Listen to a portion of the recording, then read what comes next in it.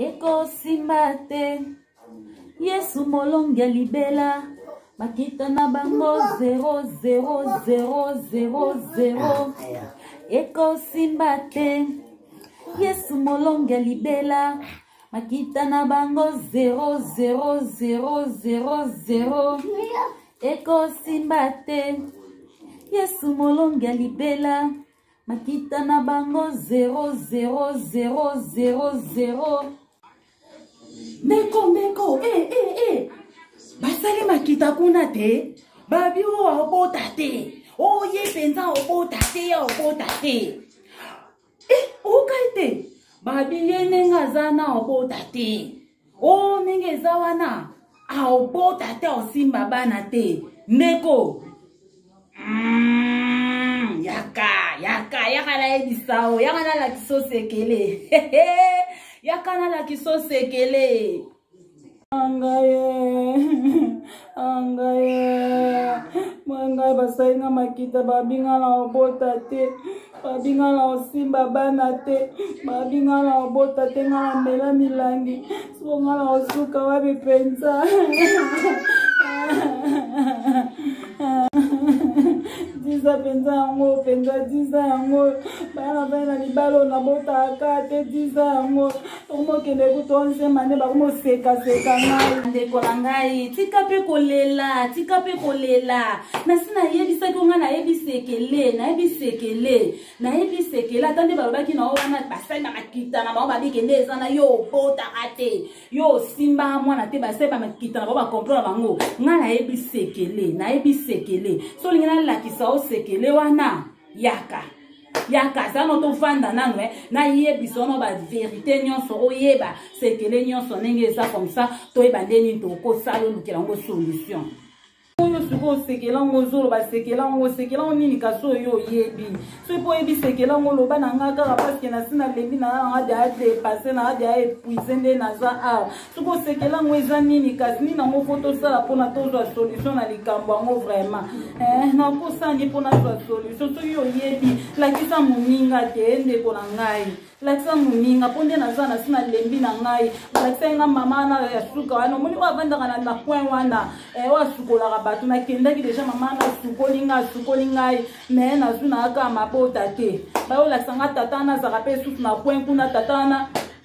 apesi nga bakisi na mela na meli solution za kwa marango te yo pena mo sekta nga pena siko yo kanisa nini ke olela pe ande ozwa pe solution ke so lelo leli pe ali ba passe na yo esili ozi pe solution kolela ngo solution te koleleza solution te solution ba lukarango foni ko luka solution na yo kina ngati otamboli bisiko tamboli yo batata na so basali yo nini so ba mama na kwa basukoli yo so akisi ni ba pesi yo ba msu meli yo ba mbongo c'est parce que na ba mauvais adresse mais ngana yeba adresse moko o wana penda donc esukisaka donc adresse wana eza terminis donc so ke na adresse wana yo moko omono osepela ano mamba olela po olela nango solution to olela mais botela nango yo solution te produire solution te pesa o solution te bon zana benga sœur nanga moboya to partage ane maloba nzambe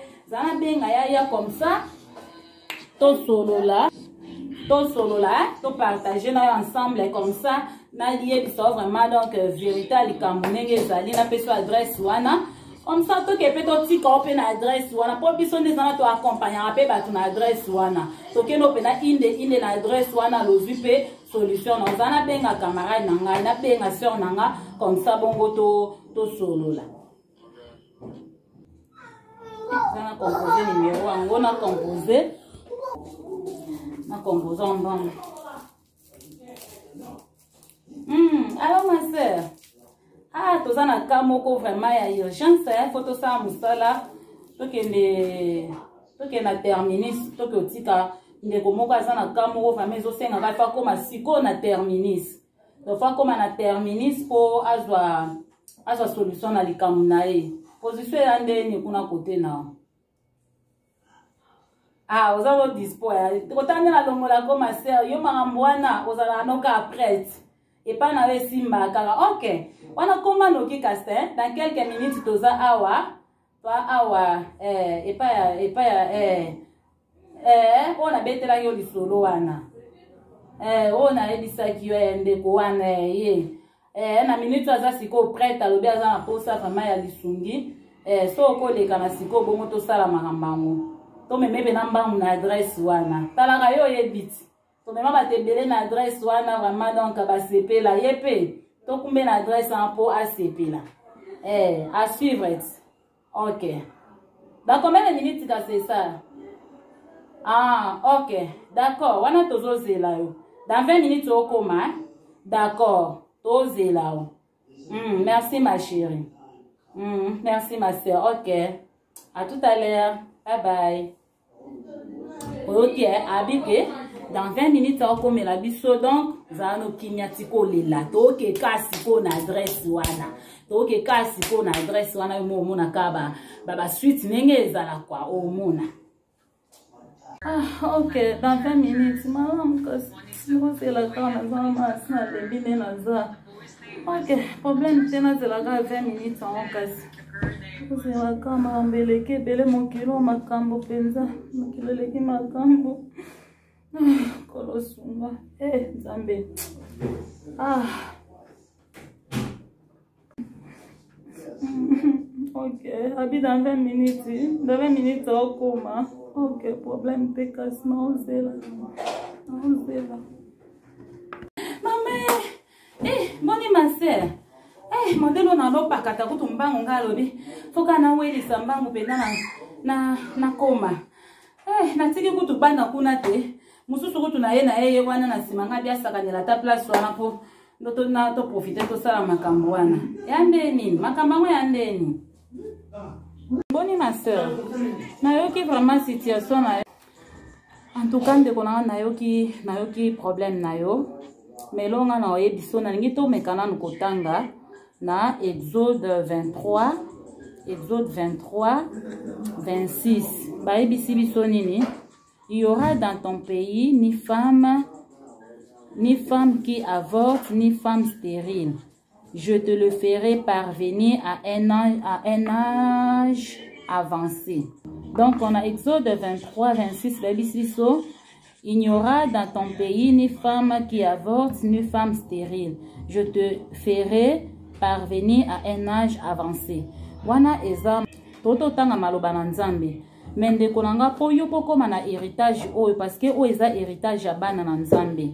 Eza héritage ya bato baza ko appartenir na Yesu Masia.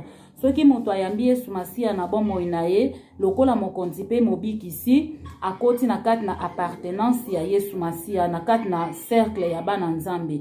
Et soki akoti na kati ya cercle ya bana nzambe wana stérilité ezo disparaître. Avortement ezo disparaître parce que nzamba lobi donc na kati na mboka na ye ekozala na mwasa ekombate pe mwasa za ko avorter te ndeko na ngasi koso yamba Yesu Masia na vie na yo yamba na te donc lokolo yamba na Yesu Masia na bomo ina ote yamba Yesu Masia na kati ya vie na yo yamba Yesu Masia lokola mokonzi pe mobikisi ya bomo ina yo koti se na kati ya motema na yo soko koti se ka na kati ya motema na yo Yesu afandi otubeli mabe na yo nyonso o sala nengo utolo bawana okenda deja bandaka banganga oluka ba mambi kudi otambola par-ci par-là pona oluka solution mabota na yo yebana na ko se repentir nango parce que nzamba azalaka jaloux alingaka te ke muta partager gloire na ye alingaka ko partager gloire na ye na mutu te. Donc tant que vous luka ba solution pas banzamba mokili oke ko luka pas ba solution pas banganga eza à la contre ya liloba na nzambe se repentir nango pezwa décision que non okendaka lisusu kuna te koke ko luka solution lisusu na banda kuwana. Donc tika ba vinyo soto mabe soko yibaka ko yiba sute soko finga ko finga sute so po sala ba avortement na vie na yo confesser senga nzambe pardon et nzambe wana soko senge pardon akolimbisa yo et soki nzamba pardonner yo bani ko sala effort ya ko marcher selon la parole de Dieu aux solutions na kat na problème na yo. Mais on a est-ce que la nzinzi moment oyemba mikolo diska mikolo eko simbate Yesu molongi alibela makita na bango 00000 makita nyonso bakosala mpona ondeko na ngai eza nango 0. soki yo ndimi Yesu Masiya na bomoi na yo okotisi ye na kati na vi na yo otaleli Yesu Masiya makita nyonso okosalela yo eza 0 eza 0 ata moko te kosimba ata moko te kosimba soki yo otaleli Yesu soki opesi confiance ne pa nzambe obimiso mololo okoza na problème oyo ya mbongo o problème ya libala o problème ya bana o problème oyo ya kozanga kobota o problème soki ya nini nyonso solution eza pa nzambe kime pai na nzambe ozwa solution na ondeko nanga tika kotambola bitambola tika kokende bisika ndenge na ndenge solution eza pa Yesu Masiya.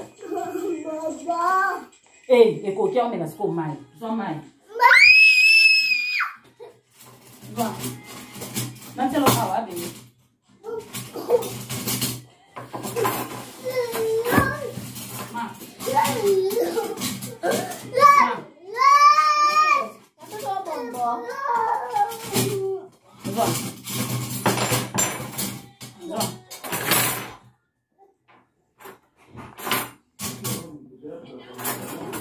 ma est-ce que o ndimi Yesu Masiya akota na kati na motema na yo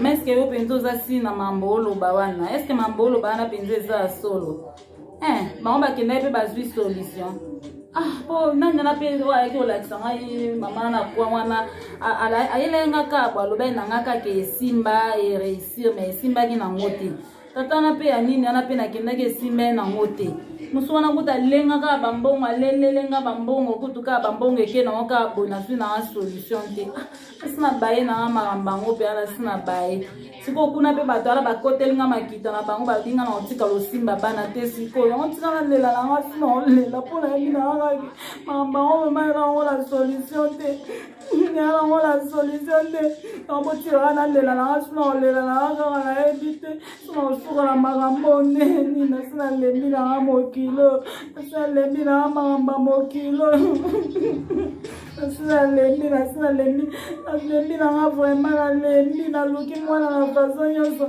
na luki pe mabota na façon nyonso na moni na ngati na moni pe est-ce que o ndimi Yesu Masiya akota na kati na motema na yo na vandi kande na ifisa koke na vanda poto solo monde ndenge eza wana ndenge sera uto yebisa yo makambo wana eza solo donc so ependaka yo kwa so ka yo ndimi omona kama makambo esema na vie na yo bato ebele bazaka na bape na situation oyo bazaka na ba situation boye bazaka pe kolela tokutana bato mosusu bazaka olela mais solution epesa matango to présenter bango Jésus-Christ ne terminise ya nyonso oko tambola no bisika ndenge na ndenge mais soko epa Jésus-Christ a terminise Jésus-Christ a terminise non soko komi na adresse na ye ndeko nango zwi solution eza bongo non ko sotin sa solution na problème nyonso elo nyonso ekoza lezolelisa yo ezangiso kimia esiliso pongi okokolala te tombola miso epai na nzambe a solution na problème nyonso soko opesi ye confiance yo mo omona makambo esalema na vie na yo omona bachangement ndenge ekota na vie na yo na santé na yo na makambo na yo nyonso changement ekota parce que Jésus-Christ a solution ya problème nyonso a terminise non oloba a terminise ndeko nanga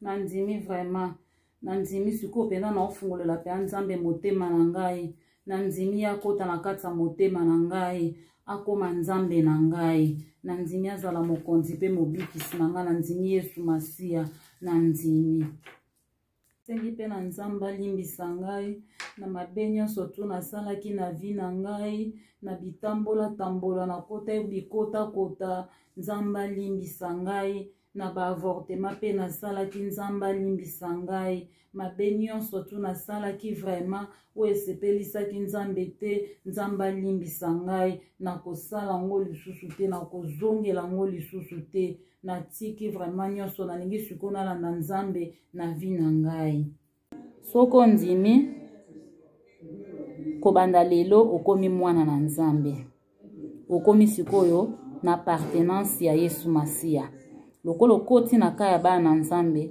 ndeko nanga na oyebisa yo lata siko kimia zala na kimia talela Nzambe kotalela isusu mota mokili te kotenir compte ya ba réunion o bandoki basali po na yo te kotenir compte ya maloba ya batu te talela Nzambe omona ke ozwa solution na problème na na mikolo eza koya otatola Nzambe toya awa toya obina tokomi mama pasa tambo ba mama kombola bopeto ba ko lakisanga za pe Nzamba solo ape Nzamba solo vraiment tala ndenge na komi Nzamba solo vraiment Nzamba sala ka bandeko nanga bondi mela ebi bokoza ba solution na ba problème na bino Nzamba za na bon moyo baza munene penza makambo baya kote ya ngayoyo na ndima Nzambe na tala leo na koma mapasa na ozela suba na mapasa na sina botaki mwana moko yeo deja mbala moko mususu aye lisusu double donc kalate na okoma na ya 3 ans mais Christ aza solution à problème nyonso ndeko nanga problème nyonso ezaka na se ya moyo oyo ezala oza na besoin kobala oza na besoin mbongo oza na besoin soki ya nini problème nyonso Jésus Christ ndaza solution a solution likambo nyonso donc problème nyonso okokutana nango oko besoin nyonso oza nango donc yo osengaka epa Nzambe Nzambe aopesa yo Nzambe aopesa po a solution na nyonso